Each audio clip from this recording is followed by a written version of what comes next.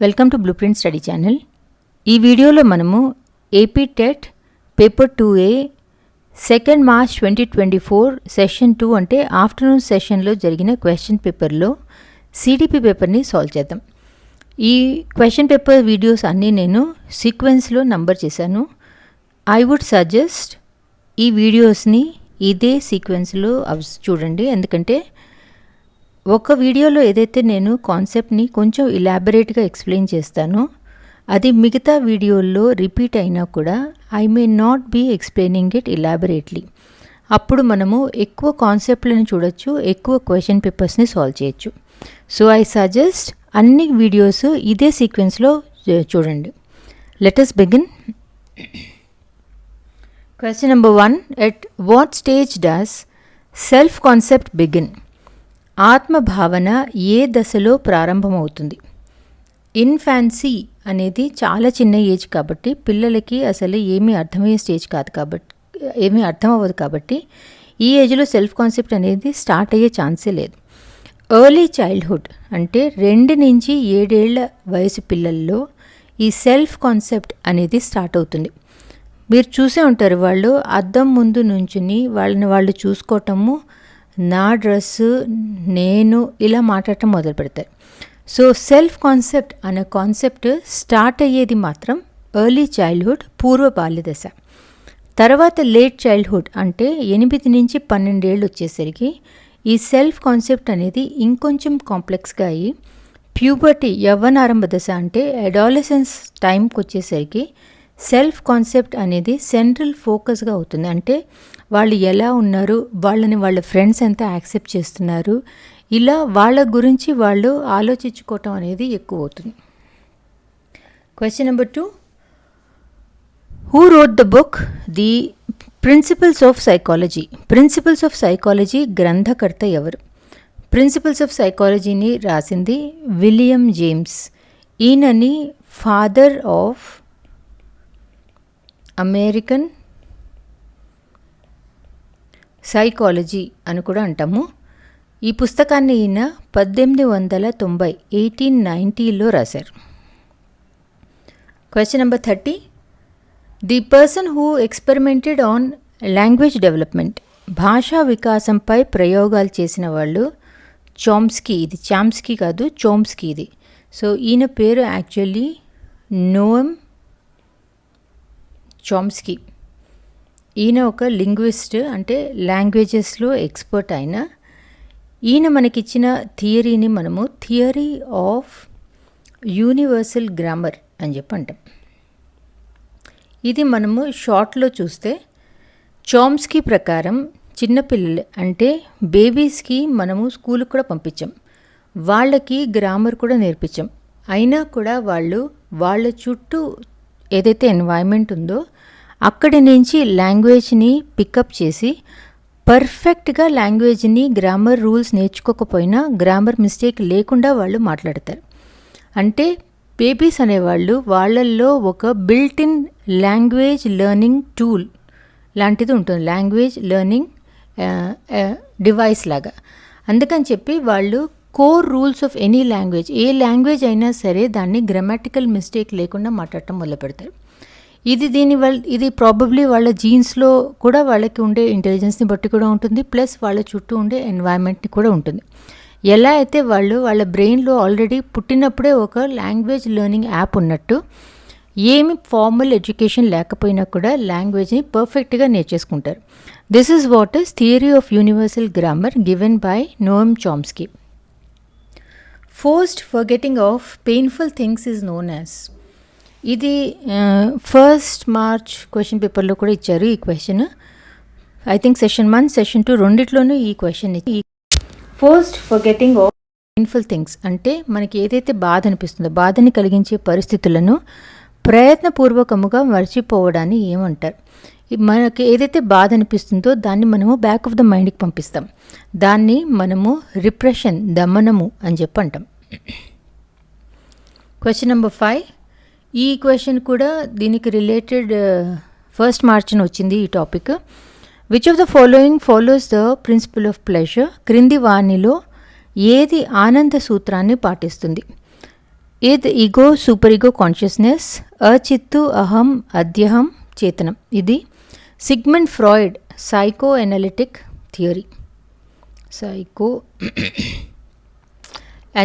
Theory. ఇందులో పర్సనాలిటీలో ఇద్, ఈగో, సూపర్ ఈగో ఈ మూడు ఉంటాయి. అచిత్తు, అహం, అద్యహం. ఇద్ అనేది ఇప్పుడు మనకి ఏది నచ్చితే అది చెయ్యి, ఇమ్మీడియట్ గ్రాటిఫికేషన్, నీ ఆనందం కోసం నీకు ఏం చేయాలంటే అది చెయ్యి. అది ఈవెన్ సోషల్ నార్మ్స్కి ఎగెయిన్స్ట్గా ఉన్నా పర్వాలేదు, బట్ నీ సాటిస్ఫాక్షన్ కోసం నీకు చేయాలనిపిస్తే చేసేసేయి అని చెప్పేది ఇద్ అంటే అచిత్తు. అంటే ఆనందం కోసం చేయటం కాబట్టి దాన్ని it is based on the principle of pleasure అని చెప్పి అంటాం. సూపర్ ఈగో, అద్యహం అనేది it is based on ideals, societal నార్మ్స్ని బట్టి, ఎథికల్ ప్రిన్సిపల్స్ని బట్టి ఏం చెయ్యొచ్చు, ఏం చెయ్యకూడదు, దాన్ని బేస్ చేసుకుని ఒక డెసిషన్ తీసుకుంటే మనము సూపర్ ఈగోతో తీసుకున్నట్టు లెక్క. ఇదికి సూపర్ ఈగోకి మధ్యలో మీడియేటర్గా ఉండేది ఈగో. సో ఈగో అనేది రియలిస్టిక్గా మనం ఏం డెసిషన్ తీసుకోవచ్చు అని చెప్పి డిసైడ్ చేసేది ఈగో. ఇక్కడ which of the following follows the principle of pleasure అని చెప్పి అంటున్నారు కాబట్టి ఇద్, అచిత్తు is the correct answer. Question number 6, it needs to be taken up after teaching. After teaching అని చెప్పి అడుగుతున్నారు. బోధన అనంతరం దీనిని చేపట్టవలసిన అవసరం ఉంది. ఆఫ్టర్ టీచింగ్ అన్నప్పుడు సిసిఈ, కంటిన్యూస్ కాంప్రహెన్సివ్ వాల్యుయేషన్, నిరంతర సమగ్ర మూల్యాంకనం is the correct answer. Assessment for learning, అభ్యసన కొరకు అంచనా అన్నది మనము స్టూడెంట్స్ కోసము, టీచర్స్ కోసము, ఇద్దరి కోసము చేస్తాం. ఎందుకంటే ఏదైతే పిల్లలకి అర్థం కాదో దాన్ని మళ్ళా టీచరు అది మళ్ళా టీచ్ చేయాలి. అందుకని చెప్పి మనము అసెస్మెంట్ ఫర్ లెర్నింగ్ చేస్తాం. సిసిఈ అంటే కంటిన్యూస్ కాంప్రహెన్సివ్ అసెస్మెంట్ ఎవాల్యుయేషన్ అనేది it is a assessment strategy. పిల్లల్ని మనము సంవత్సరం పొడుగుతా మనము ఎగ్జామ్స్ వాళ్ళకి ఏదో ఒక రూపంలో పెడుతూనే ఉంటాం. ఒక్కొక్కసారి ఫార్మేటివ్ అసెస్మెంట్స్ పెడతాం, ఒక్కొక్కసారి సమ్మేటివ్ అసెస్మెంట్స్ పెడతాం, ప్రాజెక్ట్స్ అంటాం, లేదా యాక్టివిటీస్ అంటాం. వీటి అన్నిటి ద్వారా పిల్లల్ని మనము నేర్పించింది వాళ్ళకి అర్థమైందా, అర్థం కాలేదా అనేది టెస్ట్ చేస్తూ ఉంటాం. So what has to be taken after teaching అన్నప్పుడు సిసిఈ, నిరంతర సమగ్ర మూల్యాంకనం is the correct answer. Question number 7, defence mechanism మీద ప్రతి క్వశ్చన్ పేపర్లోనూ ఒక క్వశ్చన్ ఉంటుంది. Which type of defence mechanism is day dreaming? పగటి కలలు కనటం ఏ రక్షక తంత్రం? డిఫెన్స్ మెకానిజం అంటే ఏంటి? డిఫెన్స్ మెకానిజం అనేది it is a psychological strategy. మనము ఎప్పుడైనా ఏదన్నా యాంగ్జైటీ, ఏదైనా డిస్కంఫర్ట్ మనకు అనిపించినప్పుడు, అంటే ఏదైనా సిచ్యువేషన్లో మనం ఉండి ఒక కాన్ఫ్లిక్టింగ్ సిచ్యువేషన్ లేదా ఒక స్ట్రెస్ఫుల్ సిచ్యువేషన్లో ఉన్నప్పుడు మనం ఆ యాంగ్జైటీ, ఆ డిస్కంఫర్ట్ని కోపప్ చేయడానికి అని చెప్పి డిఫరెంట్ వేస్ మనం అన్కాన్షియస్గానే చేస్తూ ఉంటాం. దాన్ని మనము డిఫెన్స్ మెకానిజమ్స్ అని చెప్పి అంటాం. ఇందులో డే డ్రీమింగ్ అంటే మనం ఏం చేస్తున్నాం? యాక్చువల్లీ ఇమాజినేటివ్ సెనేరియోస్ ఆర్ సిచ్యువేషన్స్, అంటే రియాలిటీకి దూరంగా మనకి ఎలా నచ్చుతుందో, మనం ఎలా మన మైండ్లో ఐడియలైజ్ చేసుకుంటామో అలాంటి వరల్డ్, అలాంటి పీపుల్, అలాంటి సిచ్యువేషన్ని మన మనసులో, మన మైండ్లో ఆలోచించుకుంటూ ఉంటాం. అంటే we are actually trying to escape from unpleasant or stressful real life or reality. దాన్ని మనము ఫ్యాంటసీ అని చెప్పి అంటాం, లేదా డే డ్రీమింగ్ అని చెప్పి అంటాం. So which type of defence mechanism is day dreaming అన్నప్పుడు ఫ్యాంటసీ, స్వైర కల్పన is the correct answer. Question number 8, according to the Right to Education Act, teachers can lose their job after how many years if they don't get the proper qualification? విద్యా హక్కు చట్టం ప్రకారం ఉపాధ్యాయులు తగిన విద్యార్హత పొందకుంటే ఎన్ని సంవత్సరాల తర్వాత ఉద్యోగాన్ని కోల్పోతారు? ది ఆన్సర్ ఇస్ 5 years, 5 సంవత్సరాలు. Question number 9, a boy named Gopi had been sitting in the last row. Gopi అనే విద్యార్థి చివరి వరుసలో కూర్చునున్నాడంటే సపోజ్ 8th rowలోను 6th rowలోను. He came to the front row when the maths teacher started writing on the black board. Board మీద లెక్కలు చేస్తుండగా అతను ముందు వరుసలోకి వచ్చి కూర్చుని బోర్డును చూడసాగాను. 8వ తరగతి గణిత ఉపాధ్యాయుడు. ఇక్కడేమో అసలు 8 అన్నది ఎక్కడ రాయాల. ఓకే, సో ఇక్కడ కూర్చుంటే టీచర్ నేర్పించడం రాయటం మొదలుపెట్టిన తర్వాత బోర్డు మీద ఫస్ట్ రోకి వచ్చి కూర్చున్నాడు. What type of vision the boy must have had? అతనికి ఉన్న దృష్టి ఎలాంటిది? ఇక్కడి నుంచి అతనికి బోర్డు కనిపించట్లా, అందుకని చెప్పి ఫస్ట్ రోకి వచ్చి కూర్చున్నాడు. అంటే దగ్గరగా వచ్చి కూర్చున్నాడు, అంటే దగ్గర నుంచి అతను చూడగలుగుతున్నాడు, అంటే అతనికి షార్ట్ సైట్ ఉంది. మనకి ఏది కనిపిస్తుందో అదే ఆ సైట్ పేరు. దగ్గర నుంచి మనకి కనిపిస్తుంది అంటే దగ్గర సామాను, అది మనకి షార్ట్ సైట్ ఉంది అని చెప్పి అర్థం. అదే మనకి దూరంగా ఉన్న వస్తువులు కనిపిస్తున్నాయి అంటే మనకి లాంగ్ సైట్ ఉంది అని చెప్పి అర్థం. షార్ట్ సైట్ని సైంటిఫిక్ లాంగ్వేజ్లో మయోపియా అని చెప్పంటాము. లాంగ్ సైట్ని సైంటిఫిక్ లాంగ్వేజ్లో హైపెరోపియా ఆర్ హైపర్మెట్రోపియా అని చెప్పి అంటాం. Question number 10. A student named Lokesh scored good marks in statistics and evinced keen interest and passion towards that subject. Lokesh అనే విద్యార్థి సాంఖ్యక శాస్త్రంలో మంచి మార్కులు తెచ్చుకున్నాడు. ఓకే, సో స్టాటిస్టిక్స్లో మార్కులు కూడా బాగా తెచ్చుకున్నాడు. దీనితో పాటు ఆ శాస్త్రం పట్ల తీవ్ర అభిరుచి ఆసక్తి చూపడానికి కారణం. దీంతో పాటు ఆ శాస్త్రం పట్ల తీవ్ర అభిరుచి ఆసక్తి చూపడానికి కారణం ఏది అని చెప్పి అడుగుతున్నారు. సో మార్క్స్ కూడా ఎక్కువ వచ్చాయి, ఆ సబ్జెక్ట్లో ఇంట్రెస్ట్ కూడా ఎక్కువ ఉంది.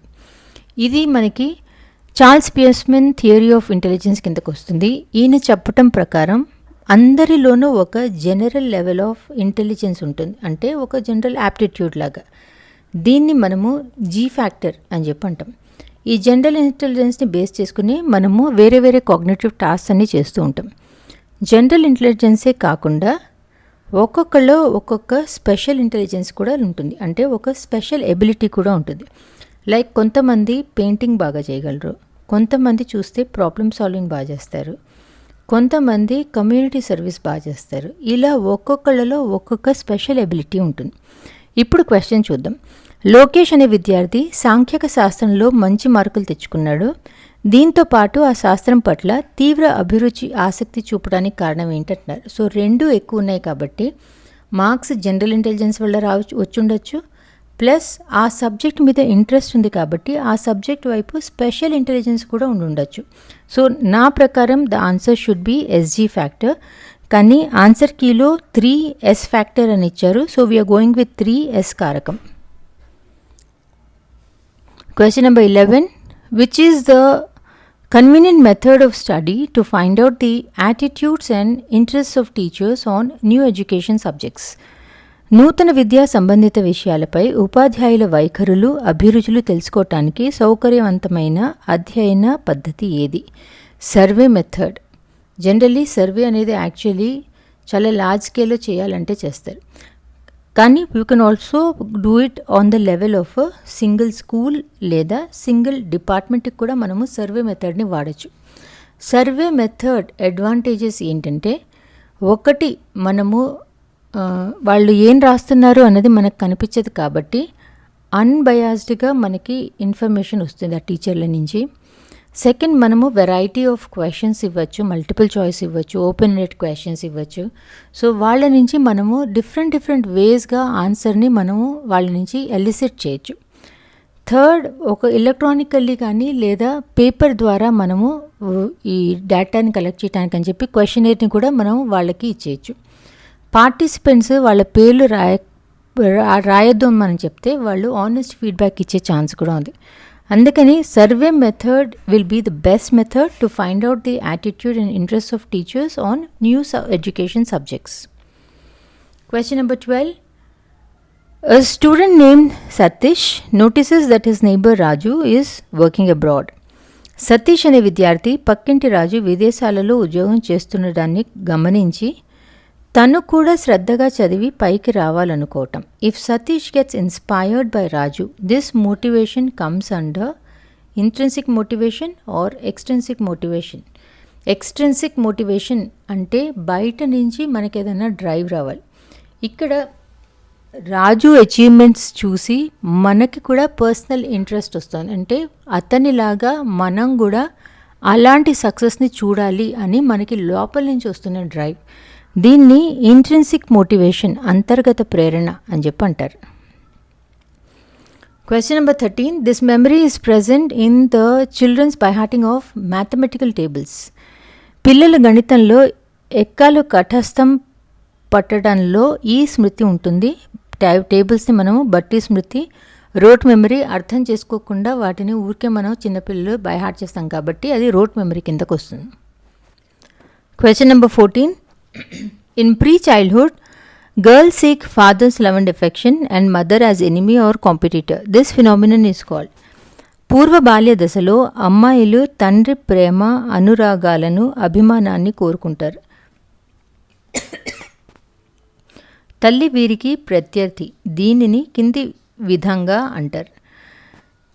పూర్వ బాల్య దశలో అమ్మాయిలు తండ్రి ప్రేమ కావాలి కాబట్టి తండ్రి ప్రేమ తల్లి వైపు కూడా ఉంటుంది కాబట్టి మదర్ని కాంపిటీటర్గా చూస్తారు.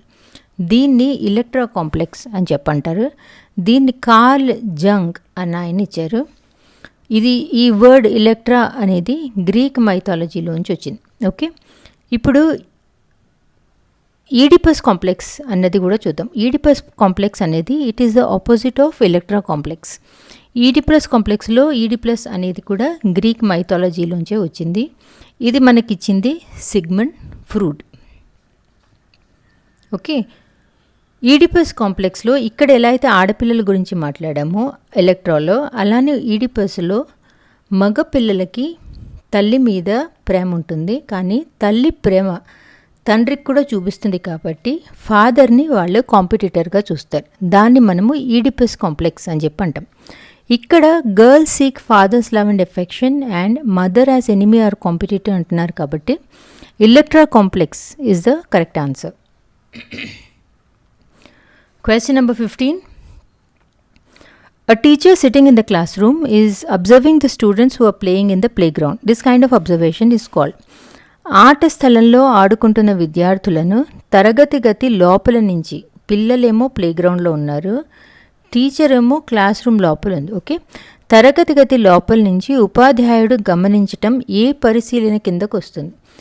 వీళ్ళు ఎక్కడో ఉన్నారు, టీచర్ ఎక్కడో ఉన్నారు కాబట్టి ఇది న్యాచురల్ అబ్జర్వేషన్, సహజ పరిశీలన. ఊరికే కిటికీ నుంచి బయటికి చూస్తే వాళ్ళు ఆడుకోవటం చూడటాన్ని మనం న్యాచురల్ అబ్జర్వేషన్ కింద తీసుకుంటాం. Question number 16. Annual examination comes under this evaluation. వార్షిక పరీక్షలు ఈ మూల్యాంకనం కిందకు వస్తాయి. వార్షిక పరీక్షలు అనేవి సమ్మరీ ఇవాల్యుయేషన్ సంగ్రహణ మూల్యాంకనం కిందకు వస్తాయి. ఎర్రర్ డయాగ్నోస్టిక్ ఇవాల్యుయేషన్ అంటే జనరల్లీ పిల్లలకి ఏవైతే ఒక క్వశ్చన్ పేపర్లో చాలా మిస్టేక్స్ అవి వచ్చి చాలా తక్కువ మార్కులు వస్తే ఏ క్వశ్చన్లో పిల్లలు ఎక్కువ మిస్టేకులు చేశారని చెప్పి చూస్తారు.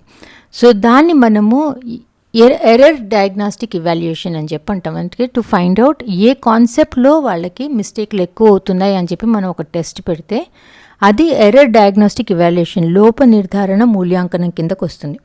సమ్మరీ ఇవాల్యుయేషన్లో మనము it is a comprehensive assessment. అంటే generally final exams, end of year assessments ఇవన్నీ మనకి సమ్మరీ ఇవాల్యుయేషన్ కిందకు వస్తాయి. ఇందులో మనము పిల్లలు అసలు ఓవరాల్గా ఎంత నేర్చుకున్నారు, ఆ మొత్తం ఇయర్లో లేదా 6 నెలల్లో వాళ్ళ పర్ఫార్మెన్స్ ఎలా ఉంది, ఆ అకాడమిక్ ఇయర్ ఆ సెమిస్టర్లో వాళ్ళు లెర్నింగ్ ఆబ్జెక్టివ్స్ని రీచ్ అయ్యారా లేదా అని చూసేది సమ్మరీ ఇవాల్యుయేషన్.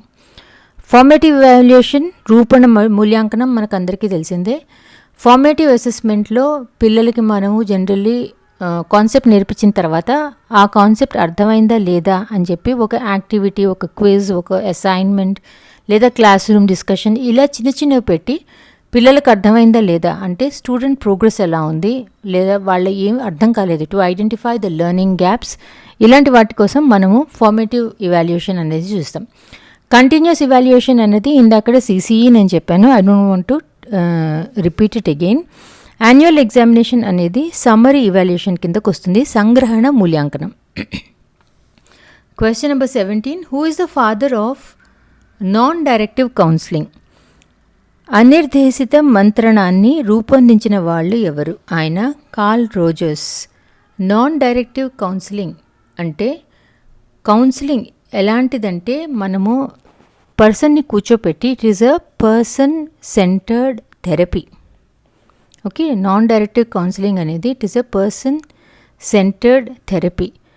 ఈ థెరపీ చేసేప్పుడు ఎలాంటి ఎన్వైరన్మెంట్ ఇస్తారంటే క్లయింట్ ఏం మాట్లాడాలనుకుంటే అది మాట్లాడతారు.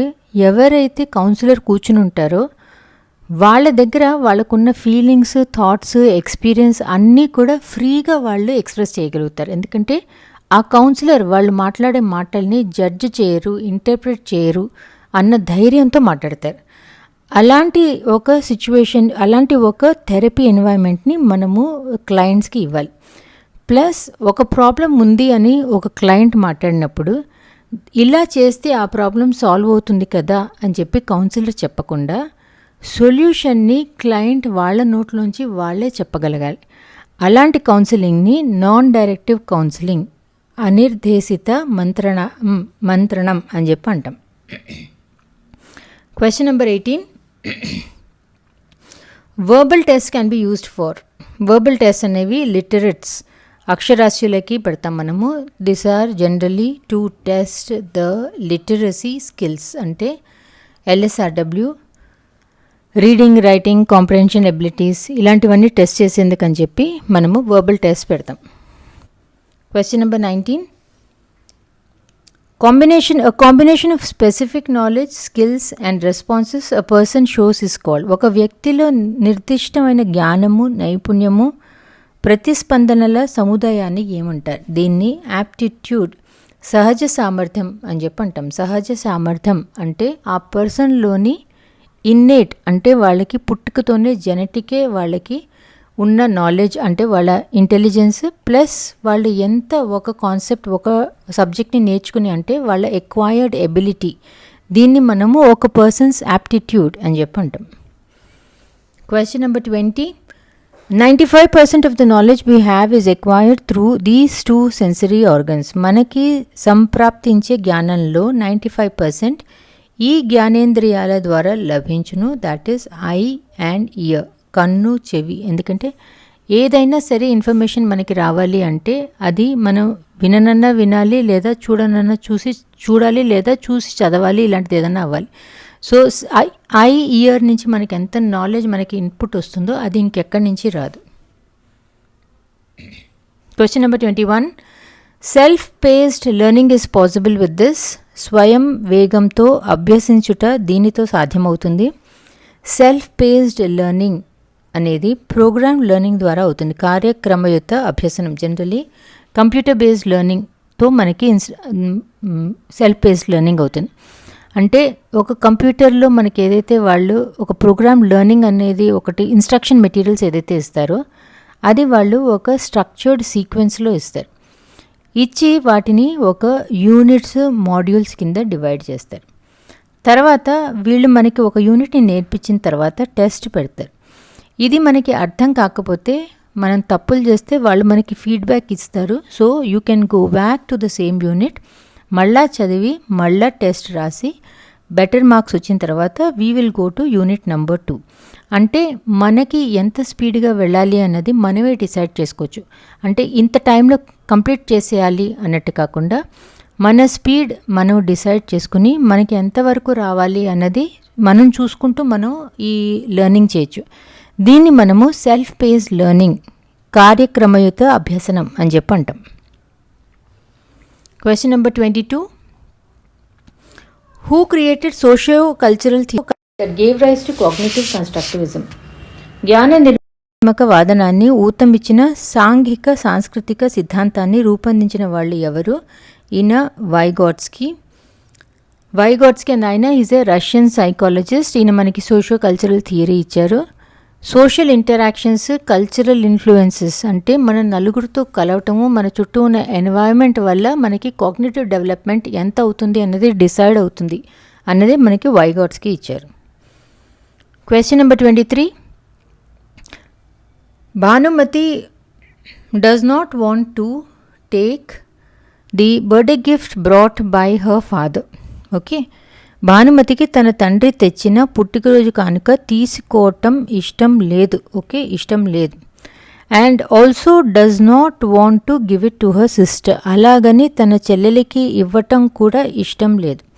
రెండు ఇష్టం లేదు. Which type of conflict is this అంటే రెండు ఇష్టం లేదు కాబట్టి actually avoidance according to me ఉపగమన రావాలి. కానీ ఆన్సర్ కీలో అప్రోచ్ అని చెప్పి ఇచ్చారు. According to me it has to be avoidance. Question number 24. The term projection was first used by. ప్రక్షేపణం అనే పదాన్ని మొదట ప్రతిపాదించిన వాళ్ళు ఎవరు? ప్రొజెక్షన్ అన్న వర్డ్ ఇచ్చింది సిగ్మండ్ ఫ్రాయిడ్. ప్రొజెక్షన్ అంటే ఏంటి? ఇప్పుడు భానుమతి ఉంది, ఇంత క్వశ్చన్లో భానుమతి ఏదన్నా తనకు అసలు చదవటం, అది గట్టిగా చదవటం, క్లాస్లో గట్టిగా చదవటం, సపోజ్ టీచర్ నుంచి చదవమంది అంటే తను చదవాలంటే తనకి భయం, తనకి ఎంబారెస్మెంట్ అనిపిస్తుంది. అంటే క్లాస్లో రీడింగ్ ఎక్సర్సైజ్ నడుస్తున్నప్పుడు టీచర్ భానుమతిని నుంచుని ప్యాసేజ్ చదువమ్మా అని చెప్తే భానుమతి యాంగ్షియస్గా ఇన్సెక్యూర్గా ఫీల్ అవుతుంది about her own reading abilities. కానీ తనకే రీడింగ్ ఎబిలిటీస్ మీద కాన్ఫిడెన్స్ లేదు అన్నది యాక్సెప్ట్ చేయకుండా ఈ టీచర్ ఎప్పుడు నా వెంట పడుతూ ఉంటుంది అని చెప్పి అంటుంది. అంటే తన ఓన్ ఫీలింగ్స్ని తను యాక్సెప్ట్ చేయకుండా she accuses the teacher of unfairness. దీన్ని మనము ప్రక్షేపణం అని చెప్పి అంటాం. Question number 25. The type of useful thinking which helps to discover new things. కొత్త విషయాలను కనుగొనడానికి ఉపయోగపడే ఆలోచన is directed thinking, నిర్దేశిత ఆలోచన. ఇమాజినేటివ్ థింకింగ్, ఊహా ఆలోచన కూడా మంచిదే, కానీ it is not directed thinking ఉన్నప్పుడు ఏంటంటే మనకి ఏవైతే ప్రాబ్లమ్స్ ఉన్నాయో వాటికి రిలేటెడ్ ఒక కొత్త థింగ్ని మనం ఇన్వెంట్ చేయటం అలాంటివి చేసే ఛాన్స్ ఉంటుంది. అందుకని the type of useful thinking which helps to discover new things, useful ఉండాలి, డిస్కవరింగ్ న్యూ థింగ్స్ రెండు ఉండాలంటే ఇట్ ఈస్ డైరెక్టివ్ థింకింగ్, నిర్దేశిత ఆలోచన. Question number 26. Rubin was the first psychologist who explained the following law of perpetual organization. Rubin అనే మనోవిజ్ఞాన శాస్త్రవేత్త మొట్టమొదట ఈ ప్రత్యక్ష వ్యవస్థాపక నియమాన్ని వివరించాడు. విచ్ లా అని చెప్పి అడుగుతున్నారు. రుబిన్ అన్న ఆయన మనకిచ్చింది ఫిగర్ గ్రౌండ్ రిలేషన్షిప్, ఆకృతి క్షేత్ర సంబంధం. ఫిగర్ గ్రౌండ్ రిలేషన్షిప్ ఒక ఎగ్జాంపుల్ చెప్తా. ఇప్పుడు చాలా చిన్న పిల్లలు ఉన్నారు, 2 ఏళ్ల పిల్లలు ఉన్నారు. వాళ్ళ టాయ్స్ కోసం చెప్పి మనము ఒక బాస్కెట్ ఉంచుతాం. ఆ బాస్కెట్లో ఒక 15-16 బొమ్మలు ఉంటాయి. ఇప్పుడు మనము బాల్ తీసుకురామ్మా అని చెప్పి వెళ్తే ఈ 15-16 బొమ్మల్లోంచి బాల్ ఎక్కడుందో చూసి ఆ బాల్ మాత్రమే కనిపిస్తుంది ఈ 2 ఏళ్ల పిల్లలకి. ఆ బాల్ని తీసుకుని మనకి తెచ్చిస్తారు.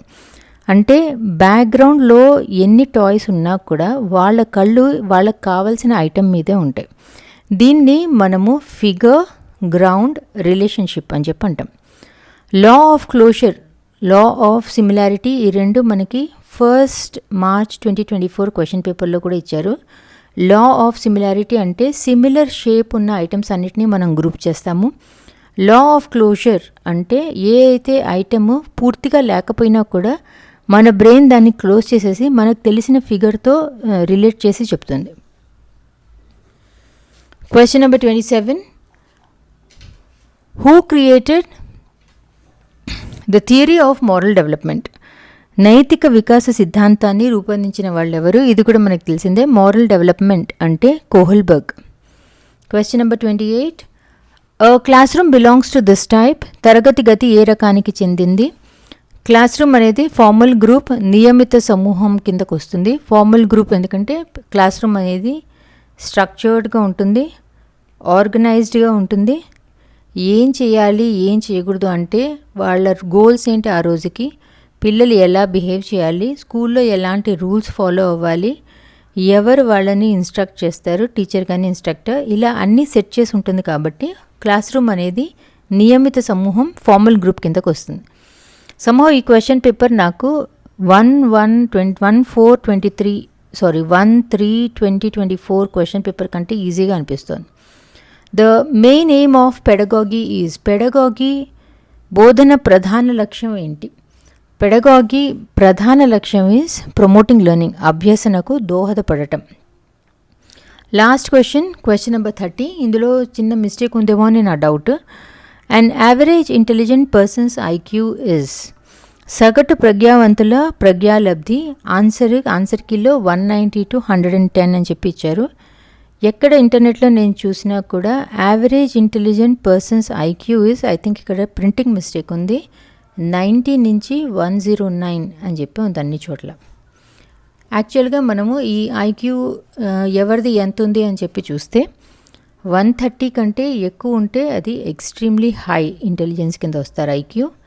120 నుంచి 129 ఐక్యూ అంటే వెరీ హై ఇంటెలిజెన్స్ ఉన్నట్టు.